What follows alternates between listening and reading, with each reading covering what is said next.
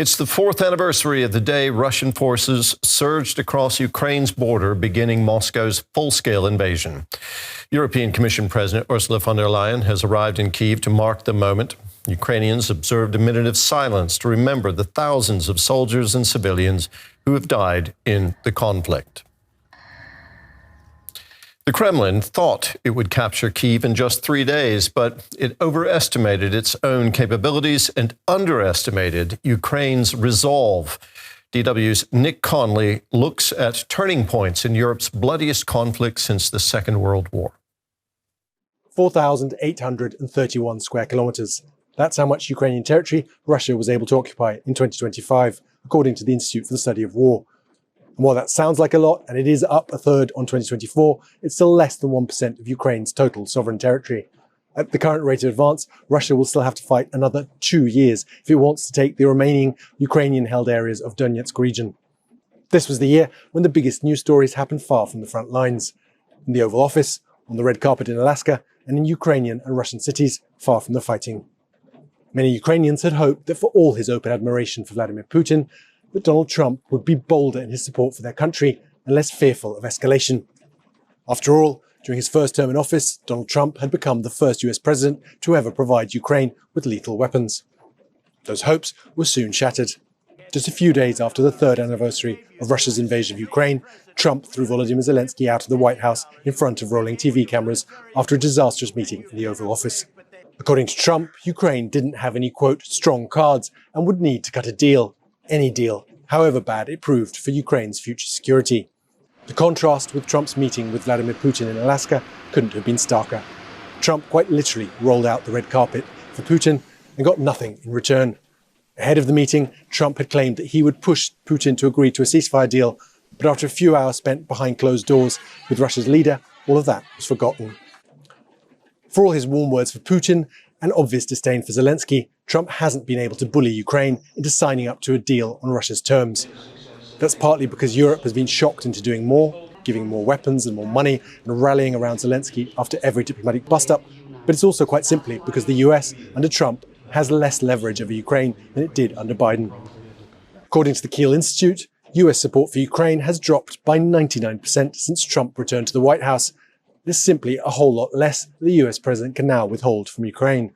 2025 was also the year when long-range strikes went from being rare and newsworthy to virtually a daily occurrence. The drones that Ukraine sends to attack Russia's oil and gas infrastructure can now fly thousands of kilometers and carry payloads heavy enough to do real damage. At the same time, Russia is learning to put Ukraine's air defences under much greater pressure. Attacks on heating and power infrastructure for civilians are nothing new. Russia has done that in previous years. But the devastation that was wrought by Russia's attacks earlier this year was on a scale that was totally different to anything people here had seen. Whereas in previous years, people might have been without power and water for a matter of hours, now it was a question of days, if not weeks. Public transport, including trams and trolley buses, ground to a halt because of the blackouts, and many here in Kyiv were told not to expect their heating to be fixed any time before next summer. Most people you talk to here in Ukraine are deeply skeptical about the chances of talks going on between Russia and Ukraine, facilitated by Trump's son-in-law Jared Kushner and his golf partner Steve Witkoff. Putin, many people here believe, isn't interested in anything that stops short of a full Ukrainian capitulation, and the only reason he's engaging these talks, they think, is to please Trump. Many people here increasingly share German Chancellor Friedrich Merz's take that this war of attrition will only end when one side, either Ukraine or Russia, simply can't go on. Ukrainians are now hoping that with an economy 10 times the size of Russia's, Europe finally pulls all the levers it has to make sure that it's Russia and not Ukraine that buckles first. After all, if Russia wins here in Ukraine, many people in Eastern Central Europe are convinced that they will be next. Let's get some analysis now from Fabrice Pothier. He is CEO of Rasmussen Global, an international geopolitical consultancy firm, and also former director of policy planning at NATO. Fabrice, yesterday the EU failed to agree on new sanctions against Russia and on a fresh loan for Ukraine. Hungary and Slovakia stood in the way. A couple of weeks ago, Belgium blocked plans to use money from frozen Russian assets for Ukraine. How unified is the EU when it comes to supporting Kyiv in its effort to defend itself? I think it's an important question. And here, in a way, you have two answers. One, we have seen indeed over the past 4 years, and especially over the last few years, many political upsets in terms of EU unity when it comes to supporting Ukraine, both membership path, financial aid, and also military support. On the other hand, I think you need to look at the bigger picture. And now, as your correspondent was saying, Europe is holding the large part of the support, both military and financial support to Ukraine. Europe is actually even able, together with Ukraine, to push back on Trump's latest mood swings on Ukraine and Russia negotiations. So I think the path has been, the overall direction has been one of strengths. It's true that not strengths always through unity, but strengths through real will, that basically Ukraine is not just a nice to have, it's a must have in terms of a sovereign and independent Ukraine, because it's part and parcel of Europe. And I think the European leaders had to come around their lofty speeches of the early years of the war into more actions, and in a way, demonstrating their willingness to put more skin in the game, both financially, but potentially militarily also. U.S. support for Ukraine has been radically reduced since Donald Trump returned to the presidency. What, if anything, can Europe do to convince the U.S. to remain on the side of Ukraine? Well, first, let's not underestimate how little the U.S. does, because even though on paper it does, it no longer supplies most, if not very little, military aid. But indirectly, it is still playing a critical role in terms of military systems, weapons, including air defense interceptors that are being bought by NATO European allies from US companies and shipped to Ukraine. And B, also the US is providing what you call critical enablers, mostly space-based intelligence capabilities that allow the Ukrainians to be able to plan and target the enemy. So I think it's very important to realize that, yes, the US, from a quantitative point of view, is playing a much smaller role, but qualitatively is critical to the way the Ukrainians can defend themselves. But you're right. In a way, Trump has boxed himself into his own contradiction, when on the one hand, he doesn't want to pay for Ukraine, as he often says, and on the other hand, he wants to be able to push both sides to the peace negotiations, but he has also reduced his leverage on both the Ukrainians, but also he's unwilling to exert the leverage he should be exerting on Russia. So Trump wants to achieve something, but at a very small cost, which is not very realistic. Fabrice, thank you very much for talking with us today. That was Fabrice Pothier, CEO of Rasmussen Global. Thank you very much. And let's get more now. We are joined by Loic, a research fellow at the Austrian Institute for International Affairs. Welcome to the program, and thank you so much for joining us. The war in Ukraine is now entering its 5th year. How much longer do you believe that the fighting will continue?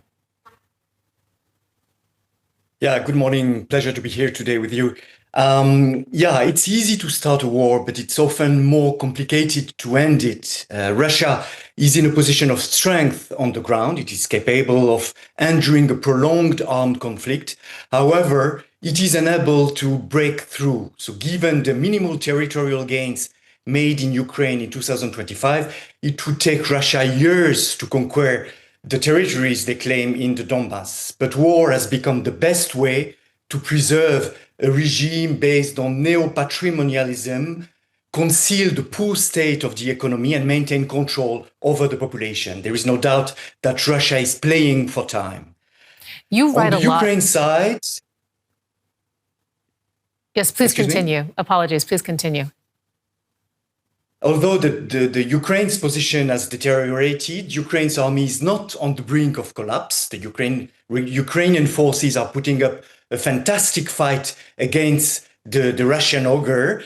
still being there 4 years after the aggression is a victory in itself. So attempting to impose a humiliating peace on a country that has not been defeated on the battlefield is unacceptable. That's also something we should tell the US. So therefore, neither side is forced to submit.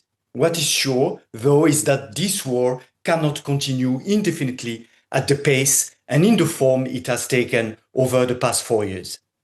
Okay, so that's your assessment of the conditions on the ground. But I'd also like to ask you, because we know that you write a lot in particular about Europe's role in this conflict.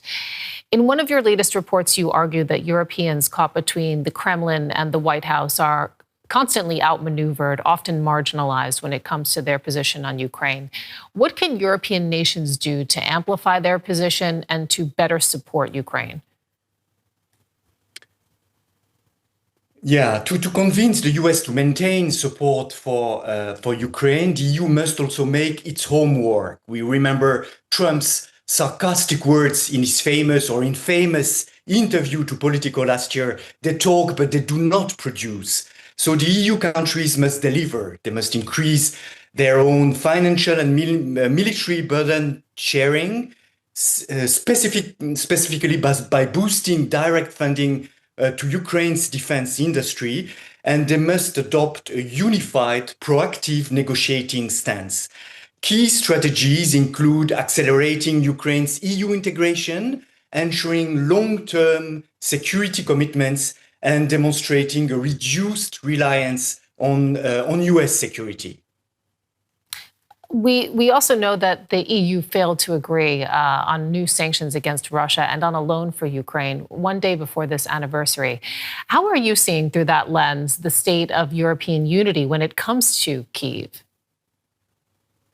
Yes. Hungary's double veto on the 20th package of sanctions and on the 90 billion euro loan for Ukraine was not completely unexpected, but it is a major setback on the war's 4-year anniversary. Sanctioning the banking and energy sectors would have been crucial to further reduce Russia's energy revenues, especially at a time when Russia's economy is experiencing a sharp slowdown and when the combination of sanctions and strikes might create a real cash flow problem for the Kremlin in 2026. So that's indeed a message the EU did not want to send today. I'm actually talking to you from the beautiful city of Kőszeg in Hungary. This veto is even more paradoxical since it comes less than 2 months before Hungary goes to the polls in a closely contested election. So European unity and cohesion is paramount. That applies to sanctions, but that also applies to political gestures at a moment when the EU leaders envisage to resume contacts with Putin. Europe cannot afford disunity and chaos. Dividing Europeans surely is in Vladimir Putin's strategy, but it is also Donald Trump's strategy. That's why the EU members should absolutely avoid uncoordinated or parallel channels of negotiation, which will be immediately exploited by Moscow and Washington. So separate transactions at the bilateral level could be very costly for Europe. And needless to say, EU's unity will be crucial when the decision will be taken about whether and when Ukraine can join the Union. Security expert Loic Simonet, thank you so much for your time. Thank you. Thank you very much. Let's get a closer look now at how Germany is looking at the situation in Ukraine and the 4-year anniversary of the war, something that we can discuss with DW political correspondent Bernd Riegert. So since the start of the war, Bernd, Germany has been one of Ukraine's biggest supporters. Have there been any changes over the last years? Well, Germany now is currently the biggest supporter because the US stopped all its financial aid and the military aid last year when Donald Trump came back into power. So Germany now is supplying 25 billion euros a year bilaterally and also is taking the biggest chunk of the EU help that Ukraine is getting. So Germany is very, very important for Ukraine, and it also shows that that Ukraine can make it even without the Americans. Europeans are buying weapons in America and supplying them to Ukraine. This is the way it works now. So the system has changed a lot. And there are difficulties to get the money together. We just saw that Hungary and Slovakia are blocking a new credit for Ukraine, but still the German government maintains the help will continue, the help will rise as long as it takes. Is the German public backing the government in this? Where does public support stand?